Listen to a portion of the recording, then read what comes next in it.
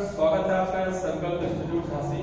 और आप यहाँ पे पढ़ रहे हैं जीएस इतिहास पर चर्चा कर रहे थे आपके मध्यकालीन मध्य पाषाण काल इतिहास पे। और मध्य पाषाण काल इतिहास के बारे में हमने बताया था कि मानव ने यहाँ पे जिन औजारों का प्रयोग किया वो औजार छोटे छोटे पत्थरों से मिलकर बने होते थे जिन्हें हम माइक्रोलिथिक कहते थे। और यहाँ पे जो विधि का प्रयोग किया था वो विधि थी आपकी फ्लूटिंग। जो टेक्निक मानव ने अपनाई थी औजार बनाने की उसको हम फ्लूटिंग कहते थे। और यहाँ पे सूक्ष्म औजारों का भी मानव द्वारा प्रयोग किया गया। ठीक है, मध्य पाषाण काल के लोग शिकार किस किस चीजों पे आधारित थे? देखिए क्या क्या चीजें करते थे। तो प्रागैतिहासिक काल में क्या था कि मानव पूर्ण रूप से शिकार पे ही और खाद्य सामग्री इकट्ठी करने में लगे थे। अब यहाँ पे क्या है, मध्य पाषाण काल के लोग शिकार मछली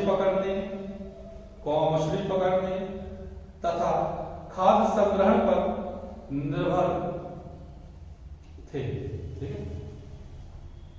the man of mesolithic period was based on hunting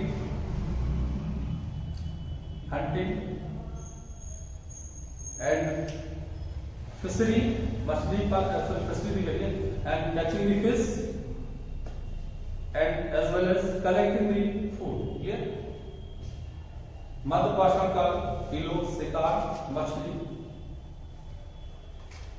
मछली पकड़ने तथा खाद्य संग्रहण पर निर्भर थे।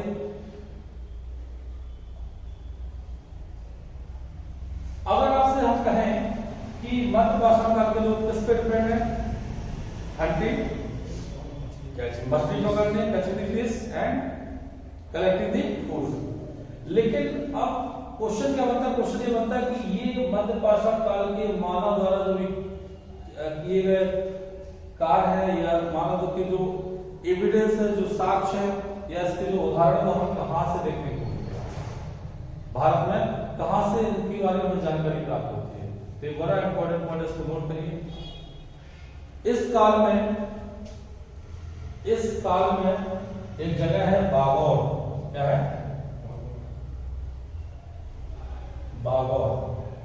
बागौर जगह कहां पड़ती है? ब्रह्मपुर में ना, राजस्थान।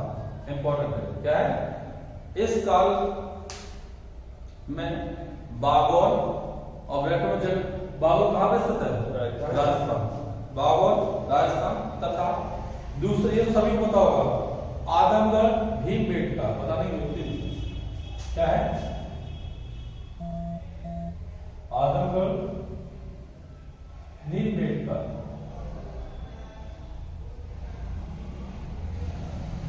आदमगढ़ भीमबेटका। क्लियर, समझ गए? तो आदमगढ़ भीमबेटका बताने की जरूरत नहीं है। भीमबेटका की गुफाएं कहां पे है?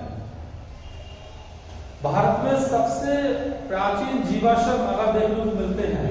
और आज में भी लेटेस्ट अभी इस पे खोज की और यूनेस्को ने भीमबेटका की गुफाओं को, तो हालांकि काफी समय पहले ही यूनेस्को क्या दिया, यूनेस्को को दर्जा दिया गया है ना। तो भीमबेटका की गुफा कहाँ है? मध्य प्रदेश में। तो ये आदमगढ़ भीमबेटका कहां है? मध्य प्रदेश में।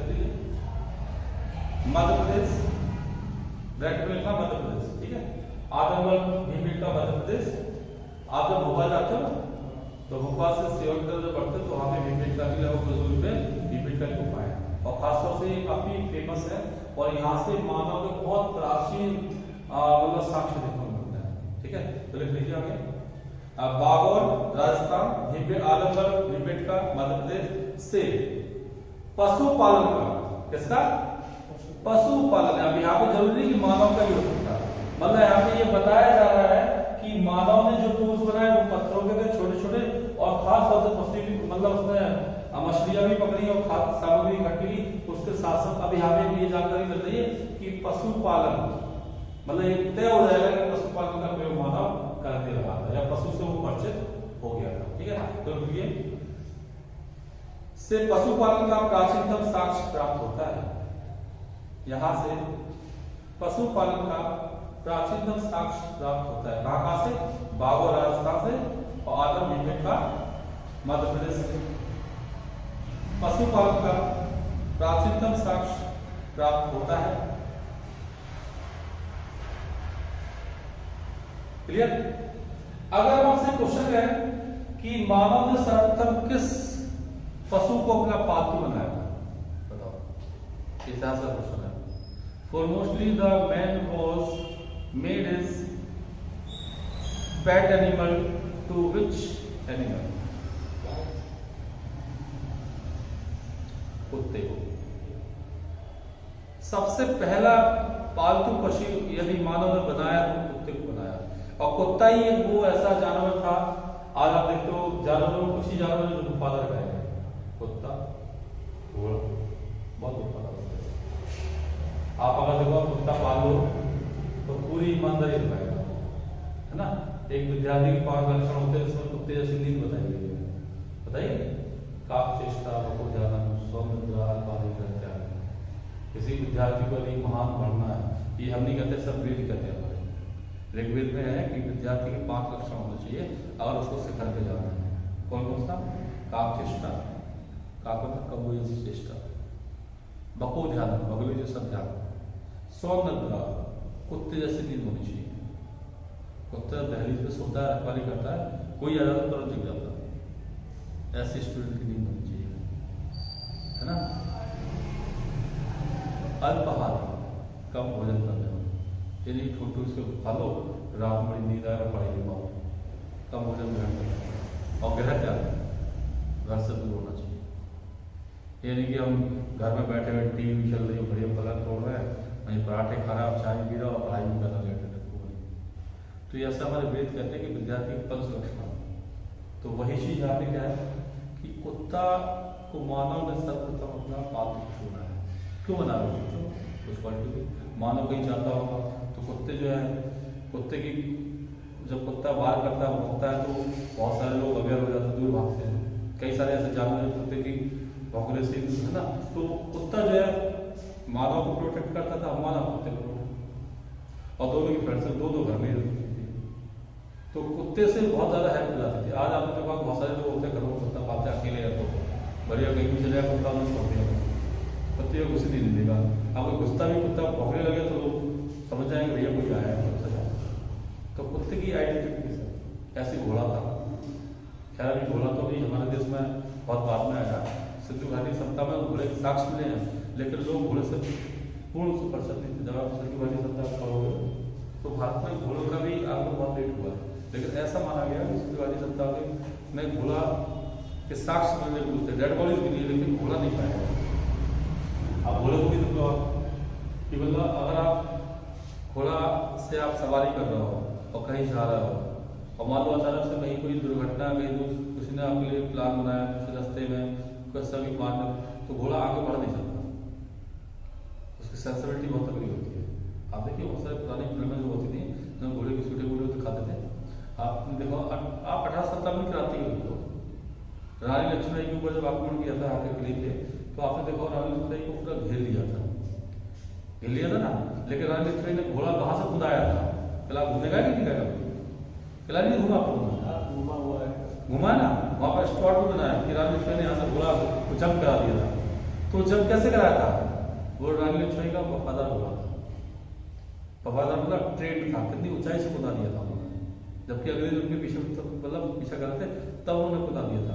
अगर उनका वो घोड़ा जिंदा होता तो रानी लक्ष्मीबाई मरती भी नहीं, अंग्रेज उनको खरीद पाते। लेकिन बेचारा वो घोड़ा यमुना नदी पे जाकर के उसने क्या किया, दौड़ता गया, अंग्रेजों का पीछा करा। तो रानी लक्ष्मीबाई जब वही पहुंची राजा भाई से मिली, तो राजा भाई ने क्या किया कि वो जो है, और रानी लक्ष्मीबाई ने सोचा कि ये हमसे हमारे सपोर्ट करेंगे राजा भाई, तो राजा भाई ऑलरेडी अंग्रेज से मिले हुए थे, तो रानी लक्ष्मीबाई को ऐसा होगा कि ऑलरेडी अंग्रेज से मिला हुआ है।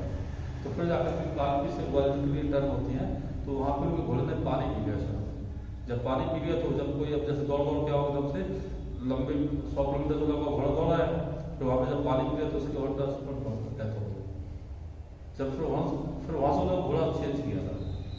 जब चेंज किया था तब वो घोड़ा ऐसा था, वो ट्रेंड नहीं था। अगर उसको ट्रेंड कर दिया जाता कि अब अचानक से घोड़ा रिप्लेस करो, आप जिस गाड़ी से हमेशा चल रहे हो, और अचानक से आपको नई गाड़ी दे दी जाए, तो आपकी कंट्रोल को इतनी अच्छी नहीं हुई जितनी आपकी गाड़ी तो पुरानी गाड़ी से चला भले लोग, लेकिन सेटिंग जो होती है वो अपनी गाड़ी की, उसका पता होता है कौन सा पहिया कैसा है, कौन सा पार्ट क्या है, तो वही चीज आती है। तो सबसे पहली बार यहाँ पे समझने को मिली है कि मध्य पाषाण काल में मानव जो है सर्वप्रथम किस जानवर से परिचित हुआ? कुत्ते से। और कुत्ते को ही सर्वप्रथम मानव ने पालतू बनाया, वेरी वेरी इंपॉर्टेंट, इसको अंडरलाइन करिए, बहुत इंपॉर्टेंट पॉइंट है, नोट करिए इस पॉइंट को। इसी काल में मानव ने सर्वप्रथम कुत्ते को पालतू पशु बनाया। जिस काल में मानव ने सर्वप्रथम कुत्ते को पालतू पशु बनाया, foremostly in this period man made to dog as a pet animal, as a pet animal, ठीक। मानव ने सर्वप्रथम कुत्ते को ही अपना पालतू पशु बनाया।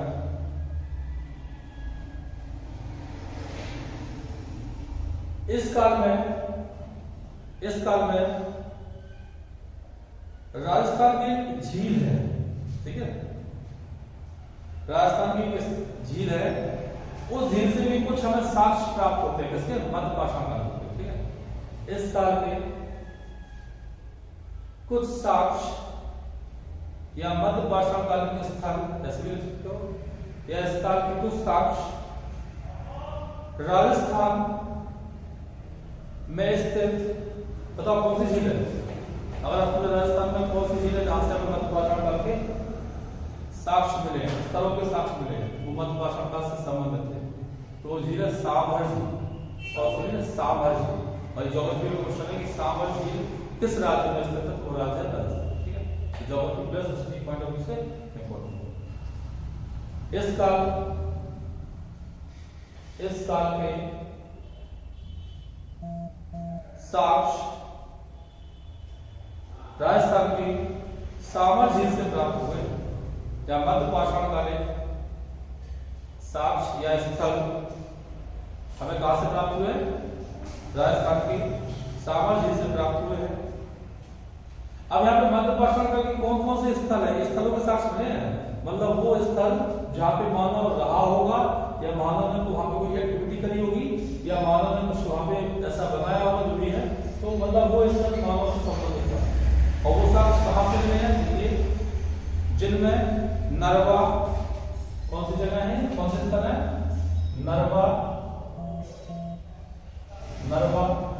हो गया। दूसरा है गोविंदगढ़, पहला है नरवा, दूसरा है गोविंदगढ़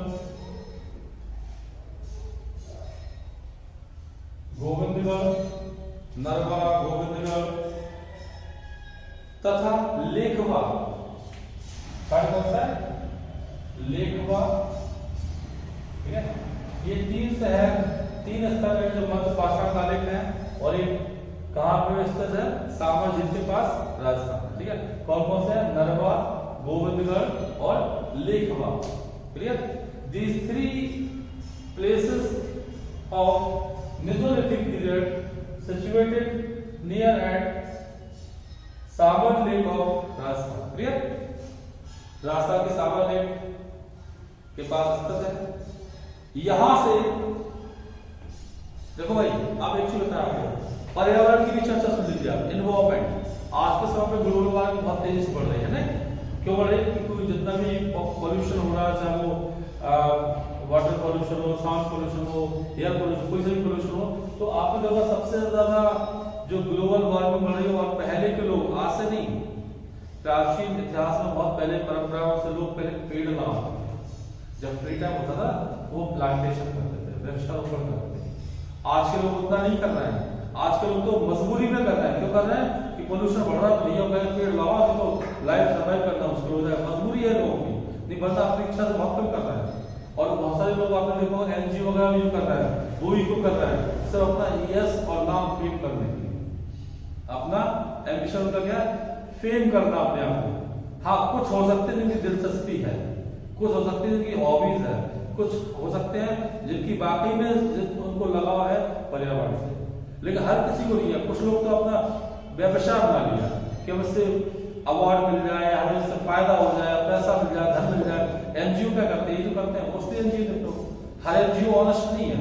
क्या हर एनजीओ को ऑनेस्ट कर सकते हो? नहीं, हर आदमी को भी ऑनेस्ट नहीं कर सकते हो। ऑनेस्टी की जब हम बात करते हैं तो no one is not completely honest. हम सब पूरे 100% ईमानदार नहीं है, क्योंकि हम अपने काम में ही लापरवाह हैं। जब अपने काम में लापरवाह है तो दूसरे देश की बात क्या करेंगे? हाँ, कुछ सेक्टर हैं, कुछ लोग हैं जो ईमानदारी से काम करते हैं, ऐसा नहीं सभी करते, कुछ करते हैं, लेकिन सब 100% ऑनेस्ट हो तो सब तो नहीं हुए। तो कहने का मतलब हमारा ये कि भारत में पहली बार वृक्षारोपण के साक्ष्य, प्लांटेशन के साक्ष्य हमें कहां से मिलते हैं? मध्य पश्चिम से। और कहां से मिलते हैं? लिटरेचर स्पॉट बड़ा इंपॉर्टेंट पॉइंट है। यहां से विश्व के सबसे पुराने वृक्षारोपण का साक्ष्य मिला है पूरे वर्ल्ड का। अगर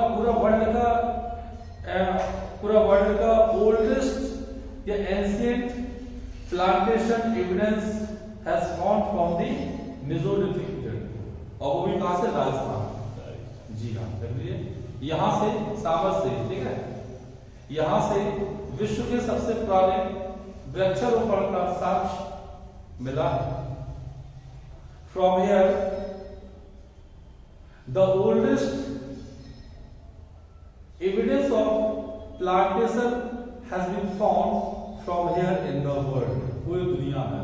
अगर आपसे पूछा जाए, कभी एग्जाम में पूछा जाए पूरे विश्व में वृक्षारोपण के साक्ष्य कहाँ मिले, तो वो आपके इंडिया में मिले। और किस काल से मिले? मध्य पाषाण काल से, ठीक है। Very very important. बहुत पेड़ मिले वहां पर।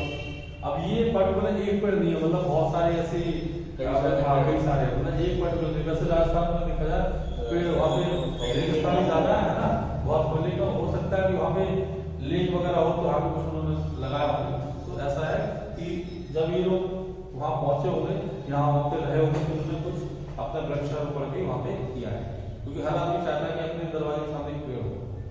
क्यों? जब गर्मी पड़ती है तो छाया पर बैठ सकते हैं, नेचुरल एयर ले सकते हैं, ऑक्सीजन ले सकते हैं, बहुत सारी चीज होती है ना। जब पेड़ होते हैं तो पहली चीज तो बहुत सारे वायरस का इफेक्ट करते हैं। आपने देखो पहले गांव वगैरह में हर दरवाजे के सामने नीम का पेड़ होता है, जो लोग गांव से बिलोंग करते हैं। नीम का पेड़ क्यों? क्योंकि नीम का पेड़ जो है एक तरह से एंटीबायोटिक भी, एंटीसेप्टिक भी है। अगर पहले आपने देखा जब दवाइयाँ नहीं मिलती थी, किसी को मान लो कहीं थोड़ा खुशी हो जाती थी, तो आप नीम की जो मतलब वो होती है, उसको बोलते हैं ना लकड़ी, उसको घिस करके पानी में उसका वो लगा लेते, सही हो। आज भी और किसी के बाल झड़ रहा हो, आप नीम की वो लीव्स को लीजिए, गर्म कर लीजिए, उसके पानी भर लीजिए, जो भी मतलब सब खत्म हो जाए। तो नीम अपने आप में बहुत ही अपने आप में एंटीबायोटिक है। नीम की पत्तियां खा लीजिए, आप कभी पेट की प्रॉब्लम नहीं होगी। नीम की पत्ती है, सुबह करके खाली पेट आप खाइए, उसकी कॉफ खाइए, वो भी अपने आप में एंटीबायोटिक है। लेकिन बट ये है कड़वा लगता है ना, आप कहते नीम कड़वा लगता है, कड़वी चीज अच्छी तो होती है, सब कड़वा लगता है, ठीक है। तो वही चीज यहाँ पे है, दांतों को वगैरह करने में हाँ बिल्कुल इस्तेमाल होती रही है। पहले के लोग दातुन करते थे, नहीं करते थे, नीम की दातुन करते थे, मतलब उनके दांत कभी खराब ही नहीं हुए, क्योंकि दातुन जब करते थे तो उसका जो स्वेट था, जो उसका स्पिरिट था, वो अंदर जाता था, तो उससे भी आगे जब खत्म हो जाता है। दांत तो क्लीन हो रहा है, उसका जो थूक अंदर जा रहा है, वो भी अंदर की पूरी कीटाणु खत्म हो रहा है, वो जबरदस्त। अब तो पेस्ट आ गया, कुछ नहीं, आगे सर केमिकल भरे पड़े हैं, जितने भी लोग करते हैं इतना आगे साथ केमिकल बना हुआ है, ठीक है। तो यहाँ से भी क्या हुआ, सबसे प्राचीनतम दुनिया का वृक्षारोपण का साक्ष्य भी कहाँ से मिला? मध्य पाषाण काल में आपके। नेक्स्ट पॉइंट देखते हैं।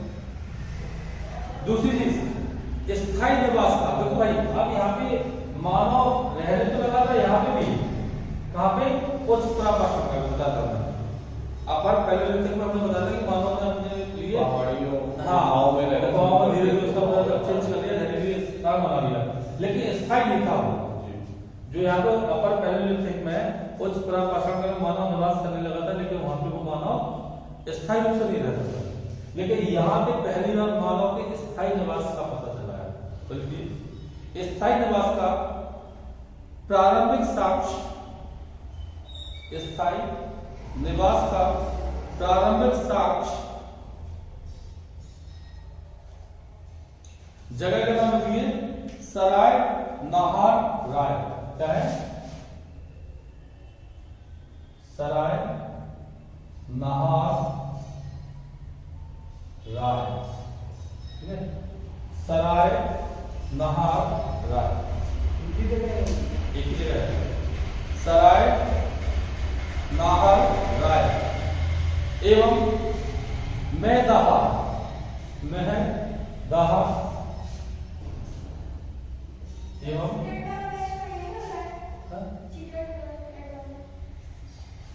महदाहा, ठीक है, क्लियर। कौन सी जगह है? सराय, नाहरराय और महदाहा, ठीक है। ये दो जगह ऐसी है, ये दो ऐसे स्थल है जहां से मानव के स्थायी निवास के साक्ष्य मिले हैं, ठीक है। सराय, नाहरराय और महदाहा, these are the two places from where the permanent residence of human was came into existence, ठीक है। यहीं से मानव के स्थायी निवास के प्रारंभिक साक्ष्य प्राप्त होते हैं। जगह कौन सी है? सराय, नाहरराय और मैदाहा, ठीक है। अब आपसे पूछा जाए ये जगह कहां पड़ती है? सराय, नाहरराय और मैदाहा कहां पे? ये हम इतिहास पढ़ रहे हैं, ठीक है। बेगम उद्देश्य जी यहाँ पर बात चल रही है मेसोलिथिक पीरियड, हिंदी में उसको बोलते हैं मध्य पाषाण काल। ये सराय, नाहरराय उत्तर प्रदेश, कहाँ? उत्तर प्रदेश, यूपी, ठीक है। क्योंकि यहीं से मानव जो है परमानेंटली स्थायी रूप से रहने लगा था, मतलब मानव ने अपने लिए स्थायी निवास बना लिया था, ठीक है। तो कौन से एग्जाम्पल है? सराय, नाहरराय, कौन सी जगह? और मैदाहा, ठीक है। मैदान भी यूपी से ही है। हाँ, यहीं से अब सराय, नाहरराय से, सराय, नाहरराय से बड़ी मात्रा में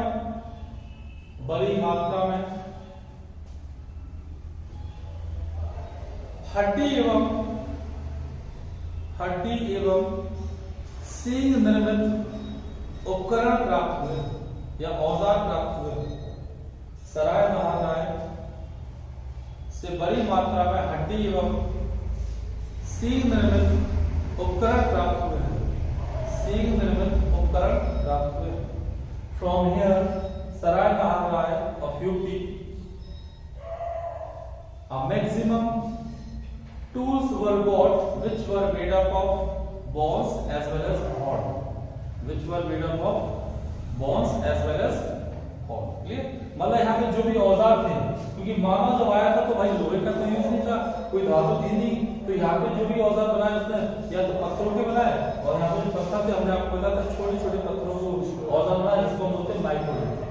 जब मानव ने छोटे छोटे पत्थरों के औजार बनाए तो उसको माइक्रोलिथ कहा गया, लेकिन छोटे पत्थरों से जो टेक्निक अपनाई थी उसको हमने फ्लूटिंग कहा। औजार बनाने की, छोटे छोटे पत्थरों से औजार बनाने की तकनीक थी मानव की, वो फ्लूटिंग है। और छोटे छोटे पत्थरों से जो औजार बनाए गए उसको माइक्रोलिथिक कहते हैं। और यहाँ पे जो औजार यहाँ पे देखने को मिलते हैं जो हड्डी और बोन से, वो काफी सराय नाहरराय है। यहाँ पे अधिक से अधिक संख्या में हमें क्या है? औजार किसके बने हुए हैं? सींग के बने हुए, या तो वो हड्डी से निर्मित होंगे, ठीक है। नेक्स्ट पॉइंट देखिए, मध्य पाषाण काल के मनुष्यों ने, मध्य पाषाण काल के मनुष्यों ने,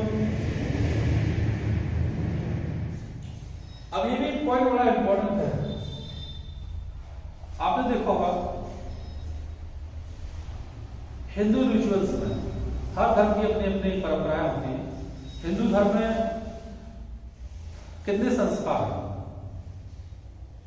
अगर मैं आपको कितने संस्कार हैं? संस्कार नहीं आता है एग्जैक्टली, हाँ, अंतिम संस्कार इसको बोला। तो कितने संस्कार हैं total? 24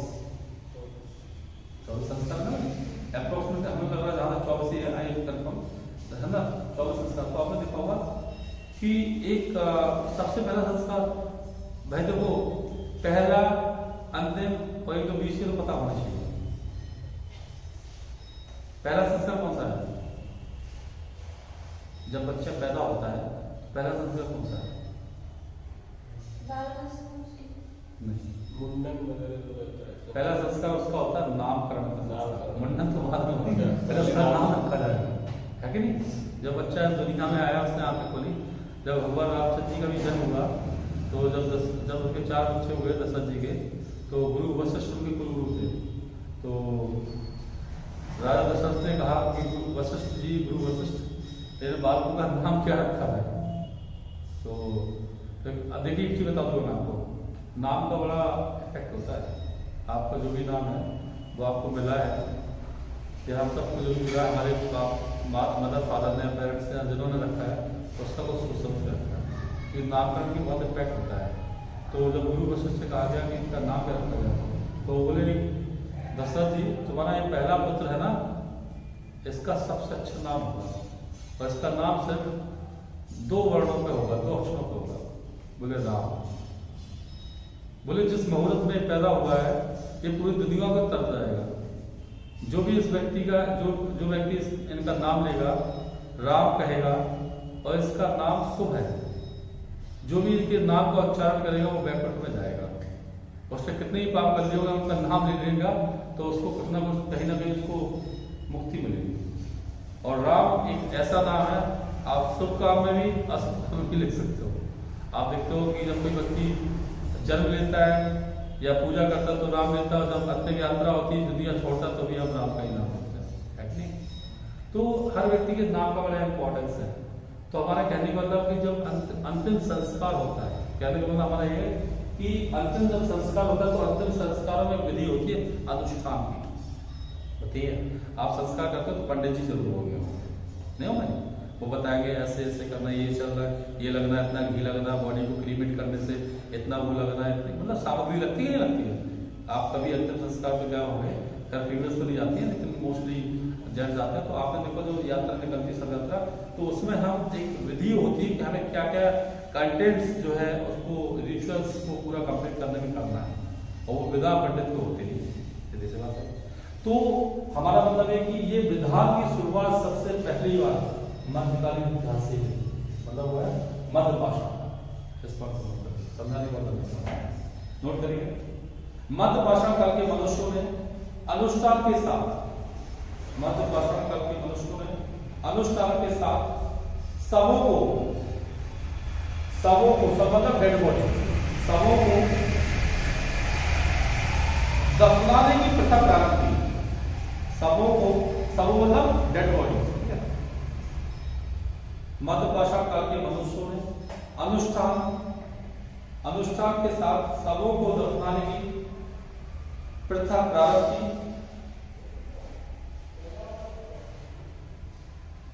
Man has started the rituals to cremate the dead bodies from this Mesolithic period। ठीक है, यही से मानव ने सबसे पहली बार सबों को दफनाने की परंपरा की। किसके साथ अनुष्ठान, किसी भी तरीके जो परंपराएं हैं उनको फॉलो करके, ऐसा नहीं कि लेकर बॉडी को दफना गड्ढा खोदा दफना। आप किसी भी धर्म में जाइए विधिवत तरीके से होता है, ऐसा नहीं होता जल्दी हमें जल्दी है बहुत जल्दी नहीं। ये जो काम होता है बहुत काफी टाइम लगता है, बहुत विधि विधान से सही तरीके से सब लोग आ जाते हैं, सभी को शोक व्यक्त करते हैं ना, आत्मा को शांति कामना करना, मतलब बहुत सारी चीजें होती हैं। बात तो लोग उस व्यक्ति की कर्म की बातें भी करते नहीं थे, भाई फलाना ऐसा था, उसका अच्छा काम किया था, अच्छा होना था, बहुत सारी चीजें होती हैं। तो हर व्यक्ति के अपने डिफरेंट ओपिनियन होते हैं। तो ये परंपरा भारत में खास शुरू हुई यहीं से शुरू होती है, मध्य भाषा में खास करके मध्य भारत के। अब यहाँ पे देखिए कुछ साक्ष्य मिले हैं, कुछ ऐसे साक्ष्य हैं दफनाने वाले जो कहां से मिले। लिखिए मध्य भारत के लेखनिया, कौन सी जगह है लेखनिया, ठीक है। ये लेखनिया कहां पड़ती है, मध्य भारत में पड़ती है, ना उत्तर में पड़ती, ना पश्चिम में, ना पूर्व में, ना दक्षिण में, मध्य भारत में। मध्य भारत की एक जगह जिसका नाम है लेखनिया। लेखनिया से ही मध्य पाषाणकालीन, मध्य भारत के लेखनिया से मध्य पाषाणकालीन शवों को, मध्य पाषाणकालीन शवों को अनुष्ठान के साथ, शवों को अनुष्ठान के साथ दफनाने का साक्ष्य मिला है, दफनाने का साक्ष्य मिला है। मध्य भारत के लेखनिया से मध्य पाषाणकालीन शवों को अनुष्ठान के साथ दफनाने का साक्ष्य मिला है। कहां से मिला, लेखनिया से। तो इसमें एक पॉइंट कब जगह लेखनिया से। एग्जाम में कैसा भी क्वेश्चन दे दे, आपको समझ जाना है कि लेखनिया जगह थी जो मध्य भारत में थी। अब आपको इसीलिए कहते हैं मैप आपको एक्यूरेट होना चाहिए। लेखनिया कहां पे, मध्य भारत। मध्य भारत कौन सा हिस्सा होगा, प्रदेश भाई। मध्य भारत क्या सबसे इंडिया के बीच में क्या है, मध्य प्रदेश को ही तो भारत का हृदय कहते हैं। भारत का हृदय क्यों कहते हैं? क्योंकि वो एकदम एम्प्टी है, मध्य में है ना, मध्य में हम कहीं भी चले जाओ, है ना। तो इसी के साथ आपका जो है मध्य पाषाण काल कंप्लीट। तो थैंक यू फ्रेंड्स, आप इसको जितना ज्यादा उसके लाइक करिए और सब्सक्राइब करिए और ज्यादा से ज्यादा शेयर करें। Thank you.